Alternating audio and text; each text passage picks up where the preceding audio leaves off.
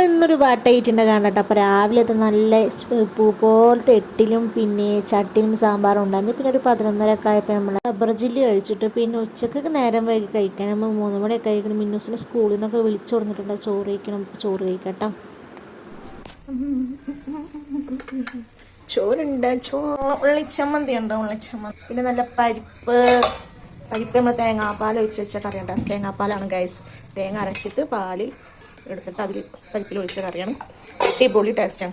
നമുക്ക് എണ്ണ ഒഴിച്ച് കൊടുക്കാം. എണ്ണ ഒഴിച്ച് സോയാബീൻ റോസ്റ്റ് ചെയ്ത് കൊടുക്കണം കേട്ടോ. ഇതിന് ഭയങ്കര ഒരു അടിപൊളി ടേസ്റ്റ് ആവും കേട്ടോ. കാരണം എന്താ വെച്ചാൽ ഞാൻ മന്തി മസാല ചേർത്തിരുന്നു ഗൈസ്. ഞാൻ ഇപ്പം അടുത്ത് ഞാൻ ഇക്കാൻ്റെ വീട്ടിൽ പോയപ്പോൾ ഉരുളൻകിഴങ്ങ് പൊരിച്ചതിൽ ഇതേപോലെ മന്തി മസാല ഒക്കെ ഇട്ടിട്ട് മുമ്പ് കൊടുന്ന് വെച്ചാൽ കേട്ടോ. നല്ല ടേസ്റ്റ് ഉണ്ടായിരുന്നു. അപ്പം ഞാൻ വിചാരിച്ചു നമുക്ക് സോയാബീൻ ചേർത്ത് കഴിഞ്ഞാൽ എന്താ പാടുമെന്ന് അറിയാൻ വേണ്ടിയിട്ട് ട്രൈ ചെയ്ത് നോക്കിയാണ് ഗൈസ്. എങ്ങനെയുണ്ടെന്ന് ഞാൻ അഭിപ്രായം പറയട്ടോ. വേറൊരു സ്പെഷ്യലും കൂടി ചേർത്തിട്ടുണ്ട്. നമ്മൾ ടൊമാറ്റോ സോസ് ഒഴിച്ചിട്ടുണ്ട് കേട്ടോ. എന്നിട്ട് ശേഷമാണ് പൊരിച്ചത്. പരിപ്പ് കറി,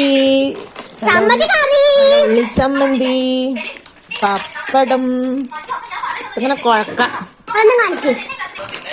നല്ല സോയാബീൻ പൊരിച്ചത് ഇങ്ങനെ വെച്ചിട്ട് ഇങ്ങനെ തിന്നണം ഗൈസ്. അടിപൊളി ടേസ്റ്റ്. ഒന്ന് പുറത്ത് പോയപ്പോൾ നല്ല മുളയരി പായസം കഴിച്ചിട്ട് നല്ല അടിപൊളി. ചേട്ടായി ചായ